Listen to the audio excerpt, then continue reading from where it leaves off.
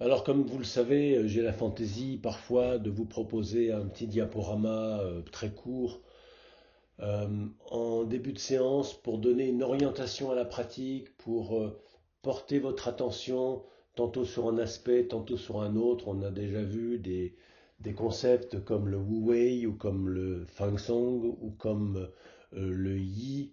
Et bien là, on va parler de l'énergie du printemps. Parce qu'évidemment, au moment où j'enregistre ce diaporama et où le cours se prépare, on est au tout début février. Et donc, l'énergie du printemps, je le rappelle, c'est la correspondance en médecine chinoise avec l'élément bois, avec l'organe du foie. L'émotion, c'est la colère dans un mouvement d'expansion. Tout ça est assez logique. Vous avez un petit schéma qui rappelle sur le côté gauche que il y a 5 éléments qui s'engendrent mutuellement autour du yin-yang et toute la métaphysique quelque part du taoïsme est déjà incluse.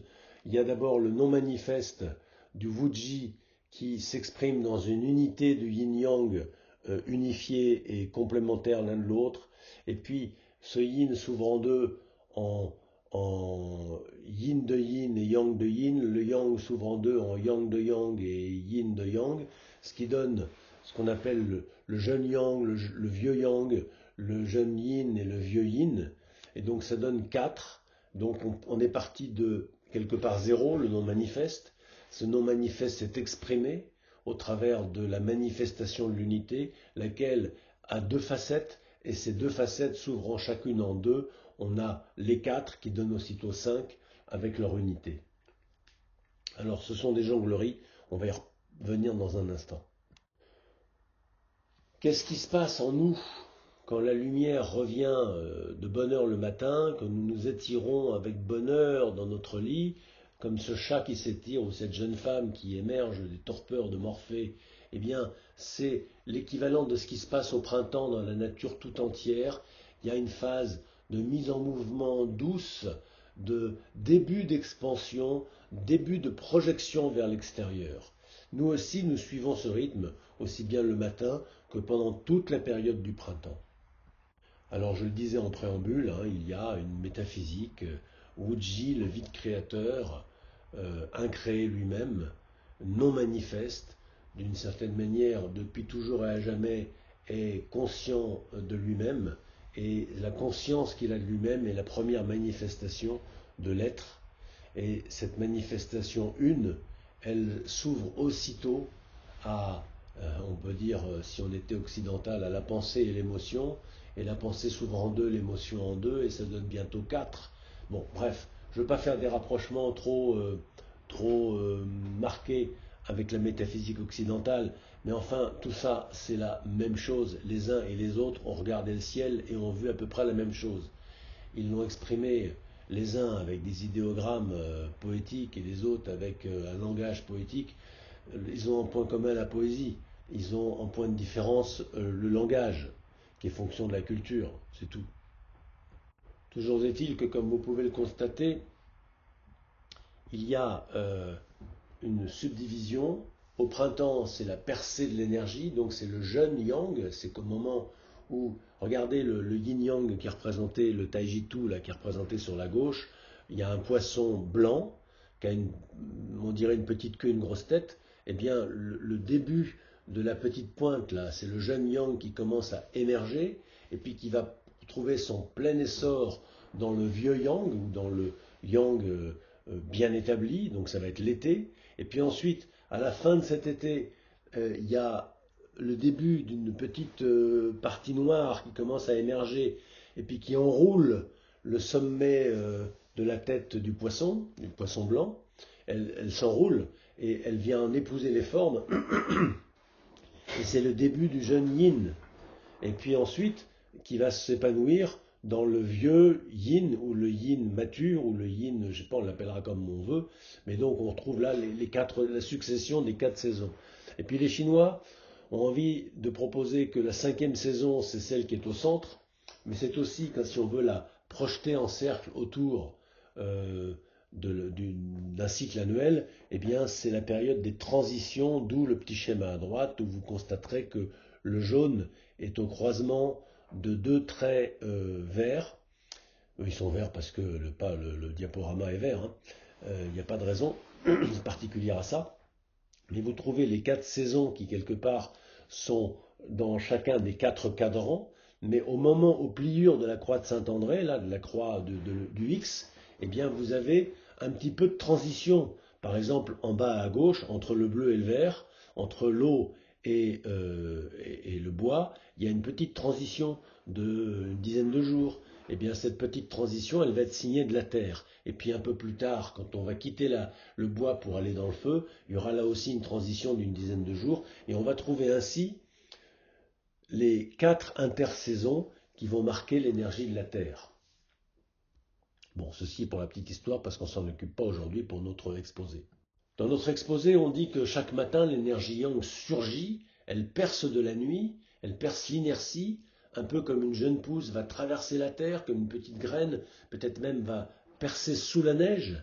Et le jeune yang est une énergie qui est encore très fragile, mais elle est déjà très déterminée, avec beaucoup de tendresse et beaucoup d'opiniâtreté, elle se soulève.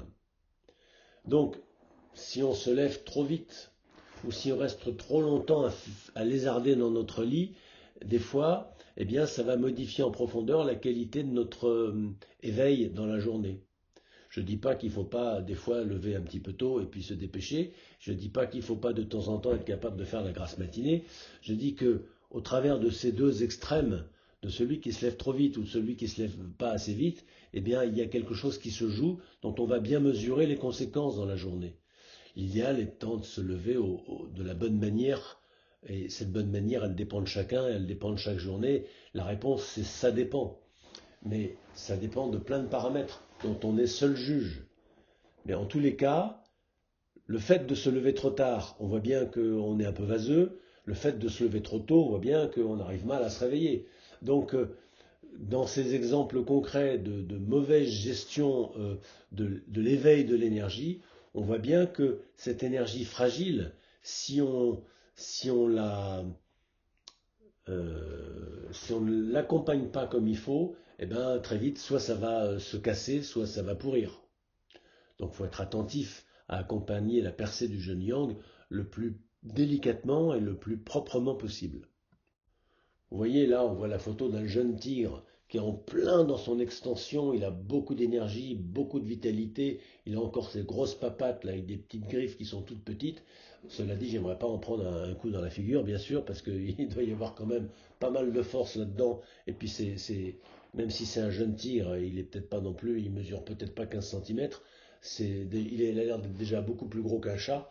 Et voilà, c'est pas pour tourner en dérision donc ce magnifique animal, mais c'est pour montrer que toute la force du jeune yang se résume dans l'élan vital qui démarre. Voilà, alors si évidemment cette force vitale, elle est entravée, même si elle est encore fine, et qu'elle n'est pas encore tout à fait dirigée, elle est déjà directionnelle, et si on l'empêche, alors elle va se trouver agitée, frustrée, et bientôt la colère va s'exprimer. C'est la raison pour laquelle le bois correspond à l'émotion de la colère. Parce que c'est l'expansion, et quand elle est... Alors vous voyez que cette petite pousse là, toute fragile, toute ténue, elle n'est pas pressée, elle sait que pour aller dans une direction, il va falloir qu'elle tourne son regard dans la direction, et donc elle doit s'ouvrir à la vision. C'est pour ça que avec le bois marche le sens de la vue. Il faut décider d'une orientation, d'une direction, et quelque part, il ne s'agit pas d'aller vite, il s'agit d'aller juste, parce que si on ne va pas juste, alors on va trébucher, on va casser, et on va perdre du temps, alors qu'en allant, en regardant bien où on met les pieds, en marchant précautionneusement, eh bien, on s'étire en s'ouvrant vers l'infini, et donc c'est comme un arbre qui ne se compare pas aux autres arbres, il pousse selon son ADN, selon sa propre structure. Voilà. Donc l'énergie du bois, elle est quelque part tournée vers l'extérieur, mais elle prend appui sur sa croissance, son élan organique, son, ce que lui dicte son ADN. Donc dans une pratique de Qigong qui prendrait sa place au début février, comme c'est le cas de la nôtre, eh bien aujourd'hui, eh bien il s'agit de sentir cette symbolique du printemps d'une manière sensorielle, capter l'éveil du jeune yang du matin, du printemps, en, en préparant notre corps, en l'étirant tout en douceur, parce qu'il a été mis au repos cet hiver. L'énergie s'est tournée vers l'intérieur, s'est stabilisée au centre de la moelle des os, et là, elle va se relancer en douceur dans une expression extérieure pour aller jusqu'à l'expansion maximum, dans la joie du feu. Alors, on n'en est pas encore là. Pour l'instant, on est aux prémices de l'éveil de l'élan. Vous savez, l'été, c'est l'exubérance des parfums, des couleurs, le chatoiement de toutes ces variétés de fleurs, d'insectes, etc., des oiseaux il y a toutes sortes de manifestations vivantes, euh, tandis que dans le printemps, il y a cet éveil qui n'est pas encore très distinct. Voilà, donc il s'agit de ressentir, il ne s'agit pas d'intellectualiser la pratique, il s'agit de laisser émerger l'énergie sans forcer quoi que ce soit, se mettre à l'écoute dans l'esprit du Wu Wei, du Fang Song, dans la détente. Il ne s'agit pas de bien faire, il s'agit de laisser se faire quelque chose. Voilà, on ne peut pas aider à pousser, mais il ne faut pas non plus se mettre en entrave, il ne faut pas exercer un frein par maladresse.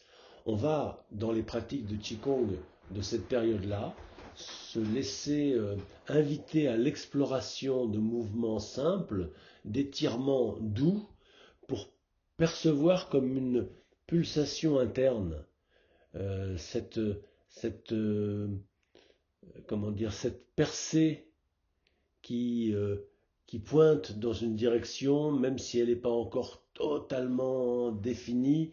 En tout cas, on en voit l'orientation générale. Voilà.